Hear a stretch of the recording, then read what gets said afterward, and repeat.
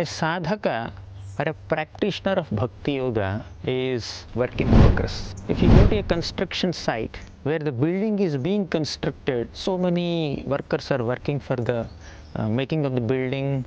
So there are a lot of building materials lying there. So you see cement, you see sand, you see iron, and you see stones, everything lying around, and people are just working, bringing all these building materials together to construct the building. So now that construction site may not be a very pleasant place to sit or have a conversation or sleep peacefully. So once the building is constructed, once the building is ready and it's well furnished, when the fan and light and AC and all the other interiors are ready, then you may go inside the building and sleep peacefully and have some conversation, have some discussions with friends and family members. But construction site may not be a very pleasant thing to stay. So our sadhaka life is also like a construction site which is work in progress.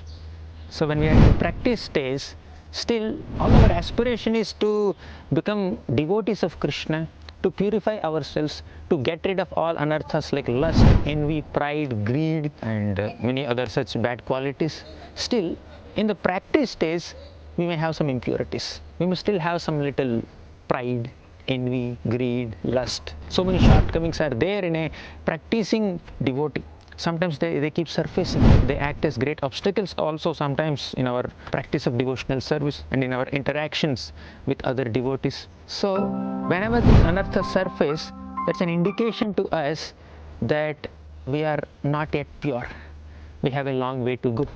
However, we should not feel so discouraged when these shortcomings are surfacing. So we should work on those shortcomings with determination and devotion, but we should not feel discouraged and dejected.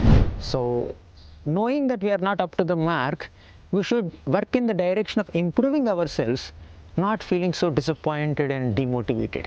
Similarly, when we see certain shortcomings in other sadhakas, other practitioners of bhakti yoga, we should also think that, okay, this person is also work in progress. Sometimes they may manifest some shortcomings in their interactions. Sometimes their behavior or their attitude may not be so ideal. Still, they are sincere. So lack of success doesn't indicate lack of sincerity. So somebody may be sincerely practicing bhakti, sincerely want to progress in the path of devotional service, but because of certain shortcomings and past impressions, one may not be able to manifest ideal attitude or ideal behavior at all times. But because of sincerity, they can progress. So eventually Krishna will help them. They will be able to overcome those shortcomings if they stick to the path of bhakti. So when some shortcomings surface in ourselves sometimes, we should not feel so demotivated or discouraged. When we see those shortcomings exhibited by other practicing devotees, we should not label them as insincere. We should not hate them or we should not insult them. So we should try to tolerate them. If needed, we may give a feedback, but we should not hate the person just because they have some shortcomings. We are all work in progress. We are all like a construction site.